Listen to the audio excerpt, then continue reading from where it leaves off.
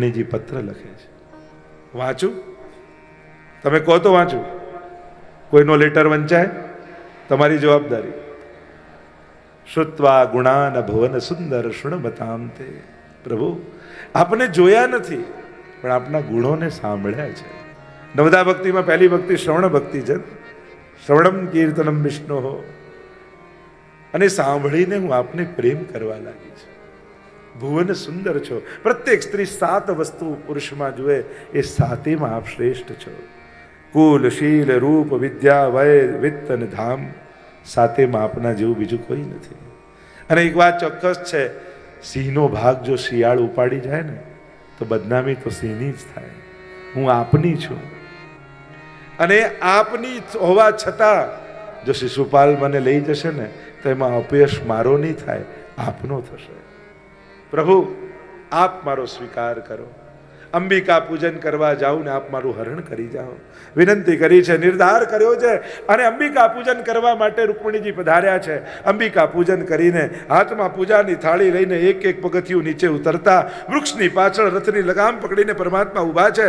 જ્યાં નીચે ઉતરતા જોયા પ્રભુએ રથની લગામ ખેંચી, ગડગડ ગડગડ ગડ કરતો રથ આગળ વધ્યો છે.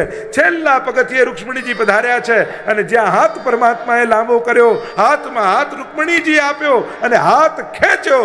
બોલો રૂક્ષ્મણી ભગવાન કી જય.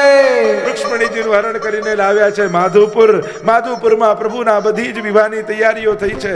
પ્રભુના વિવાહનો ઉત્સવ આપણે સાથે મળીને ઉજવ્યો. આપણી સંસ્કૃતિમાં 16 સંસ્કાર છે, અને અન્ય સંસ્કૃતિ કરતા હિન્દુ સંસ્કૃતિ, સનાતન સંસ્કૃતિ એના સંસ્કારોને કારણે સમૃદ્ધ છે, વિશિષ્ટતા ધરાવે છે. જન્મથી લઈને છેક મૃત્યુ સુધી આ પ્રાકૃત જીવને સંસ્કૃત બનાવવાનો પ્રયાસ કરાય છે. જૈસે કોઈ પેડ હૈ, કોઈ ઝાડ છે, એ પ્રાકૃત છે, પણ એની ટેબલ બનાવો તો એ સંસ્કૃત કહેવાય. એની ઉપયોગિતા સિદ્ધ કરો છો. એમ પ્રત્યેક જીવ પ્રાકૃત પેદા થાય છે, અને સંસ્કારો એને સંસ્કૃત બનાવે છે, એની ઉત્તમતા સંપાદિત કરે છે.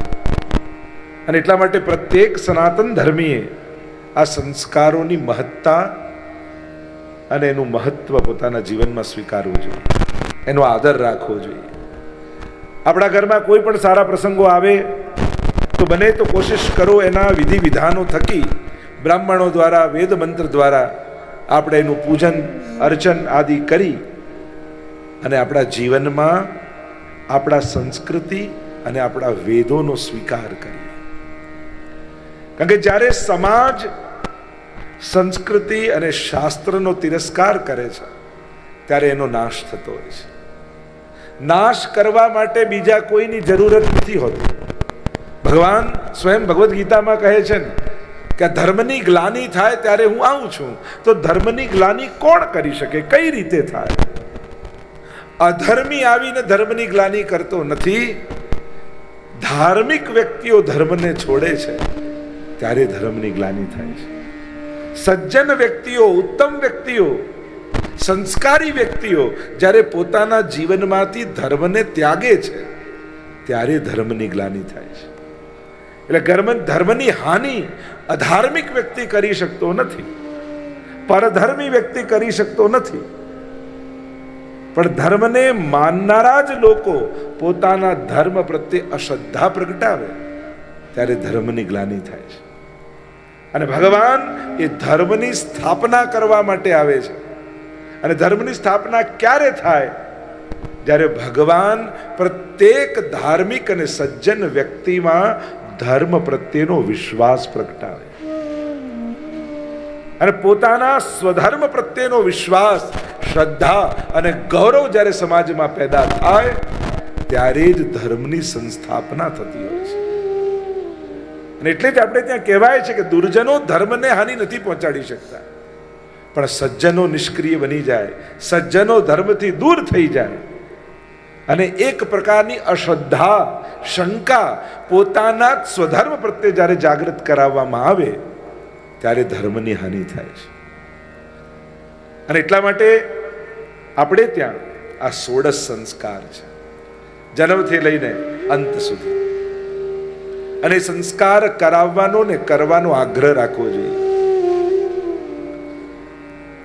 નહીં તો લગભગ જ્યારે વિધિ થતી હોય તો આપણે બધાને ઉતાવળ હોય કે જલ્દી વિધિ પૂરી થાય, પણ બને તો કોશિશ કરવી વિધિ વિધાનોનો આદર, રિસ્પેક્ટ રાખો. અને રિસ્પેક્ટ રાખી, આદર રાખી એને જીવનમાં સ્વીકારી. કારણ કે વેદનો વ્યક્તિઓ વિધિ દ્વારા સ્વીકાર સમાજમાં કરશે તો જ વેદ જીવિત રહેશે. આપણા શાસ્ત્રો ક્યારે જીવંત બનશે? કેવલ પોસ્ટરો ને બેનરો લગાવવાથી ધર્મ જીવતો નથી. ધર્મ જીવવાથી ધર્મ જીવે છે. ધર્મો રક્ષતી રક્ષતા. ધર્મનું રક્ષણ આપણે કરીશું તો ધર્મ આપણું રક્ષણ કરશે.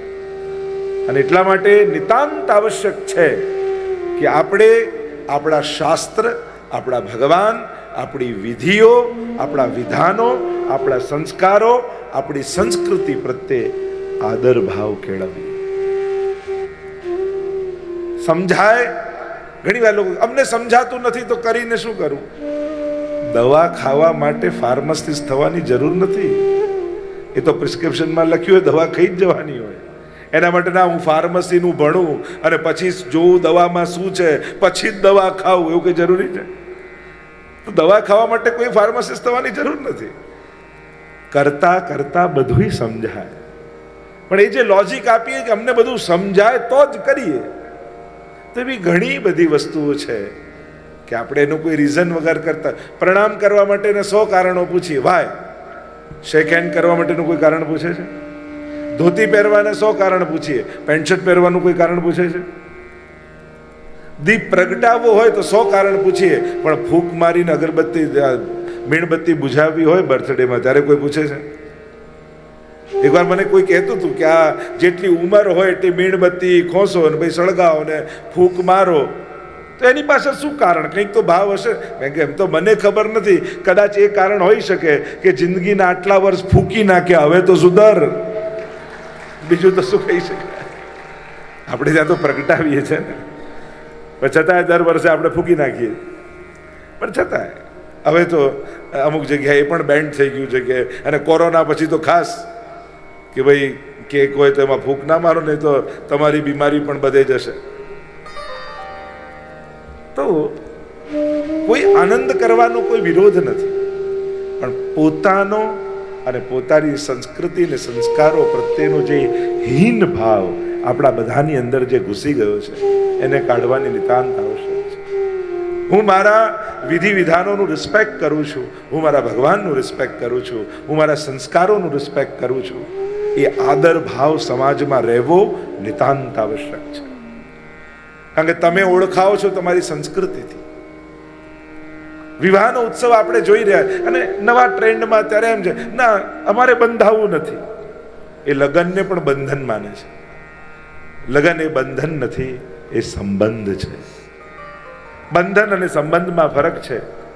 એકબીજાનો ઉપયોગ કરી કેવલ પોતાના સુખનો વિચાર કરાય ને એને બંધન કહેવાય, પણ પોતાનું સુખ છોડી બીજાના મન સાચવી લઈએ ને એને સંબંધ કહેવાય.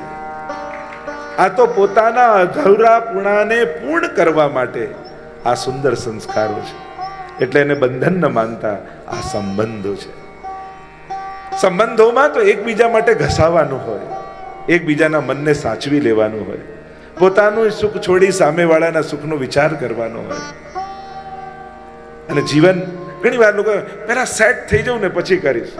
અરે આ સેટ થવાનો એક પાર્ટ જ છે. સેટ થવું એટલે કેવલ ખાલી બિઝનેસમાં સેટ થવું એને જ જીવનને સેટ થયું ન કહેવાય. આ પણ જીવન સેટનો સેટ થવાનો એક ભાગ જ છે. જીવનનો આ સર્વાંગી વિકાસ, સર્વાંગી પ્રગતિનો વિચાર કરીએ ત્યારે આ બધા જ જીવનના અંગ છે. અને ઘણીવાર નિર્ણય લેવામાં બહુ મોડું કરો છો ને તો જીવન આગળ જતું રહે છે અને તમે પાછળ રહી જાઓ છો. યોગ્ય સમયે યોગ્ય જીવનના નિર્ણયો લેવાય એ નિતાંત આવશ્યક છે. યોગ્ય સમય થાય એટલે વિવાહ થઈ જાય, યોગ્ય સમય થાય એટલે બાળક થાય, યોગ્ય સમય થાય એટલે એની જીવન આગળ વધે. એટલે કે દાદા દાદી એવા ટાઈમે બનજો કે તમે તમારા પૌત્રા જોડે દોડાદોડી કરી શકો. નહીં તો ખુરશી પરથી ઊભા જ ના થઈ શકતા હો તો તમે એની જોડે રમવાના છો. કહેવાનો મારો અર્થ જીવનના નિર્ણયો યોગ્ય સમયે લેવાવા જોઈએ. આપણે ત્યાં જે બંધારણ આપ્યું 1 થી 25 વર્ષ બ્રહ્મચર્ય હોય, 25 થી આપણે ત્યાં ગ્રસ્થાશ્રમ, વાનપ્રસ્થ, સંન્યાસ, આખો જે એક પ્રકાર બતાવ્યો છે અને બહુ સુંદર પ્રકાર છે કે માણસ કઈ રીતે એના જીવનને સફળતાપૂર્વક જીવી શકે. એટલે કે ચતુર્વિધ પુરુષાર્થો, ધર્મ, અર્થ, કામ અને મોક્ષ, આ ચારેયને ઉત્તમ રીતે એ અનુભવી શકે અને એ રીતે પોતાના જીવનને સફળ કરી શકે. ધર્મથી શરૂ થયેલી યાત્રા છે મોક્ષ સુધી અને વચ્ચે અર્થ અને કામ પણ આવી જાય.